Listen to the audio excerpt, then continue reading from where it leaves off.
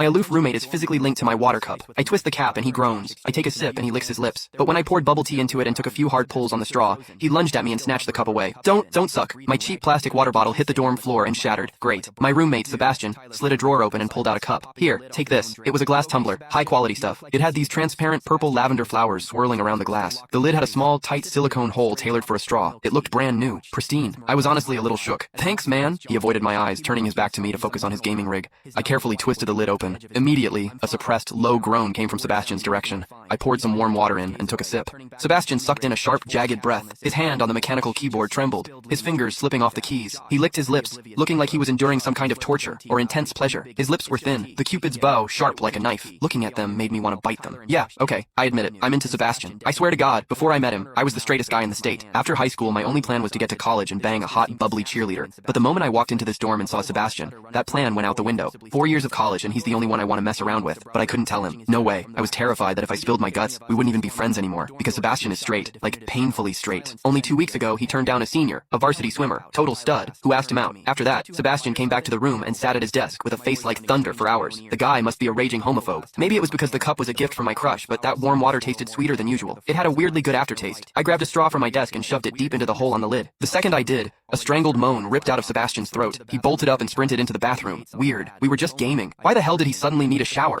He didn't even grab a change of clothes or a towel. My hearing has always been too good for my own good. Through the thin bathroom door, I heard whimpery, muffled sounds. Soft, hot, suppressed. As a dude, I knew exactly what that sound was. He was jerking off. When I get horny, I usually wait until lights out and hide under the covers like a rat. But Sebastian, it's the middle of the damn day and he just goes for it? Talk about high testosterone. Sebastian is gorgeous. He's got that cold, don't touch me vibe, but his eyes are sharp, almost like a fox. He looks like a priest who's secretly a sinner, tempting as hell. I've heard people say his smile is killer, but I've never actually seen it. Sitting there, I couldn't help but picture what was happening behind that door. That aloof, icy face flushed with heat, his lean, muscular body, the veins popping on the back of his hand as he gripped himself. Does he keep that cold expression even when he's beating his meat? My thoughts were getting way too dirty. My face felt hot. After a long time, I heard a final, guttural grunt from the bathroom. The door clicked open, and Sebastian walked out. His face was bright red, a sheen of sweat glistening on his forehead. There was a visible tooth mark on his lower lip where he'd bitten down too hard. He walked straight to his wardrobe, grabbed fresh clothes, and went right back into the bathroom. Then the shower turned on. Okay, now he was actually cleaning up. The mental image of him panting in there made my throat dry. I grabbed the glass tumbler again and chugged a few large gulps. The water in the bathroom stopped, then started again. It took him forever to come out. When he finally did, he looked at me with this weird, resentful glare. Strange. Was I imagining things? Sebastian sat back down to game, and I poured myself another refill. I wasn't really thirsty anymore, but I began chewing on the plastic straw out of habit, lazily sipping every few seconds. The AC was blasting, freezing the room, but the glass cup felt unnervingly warm. In my hand, vibrating almost. Suddenly, Sebastian shot up and rushed back into the bathroom.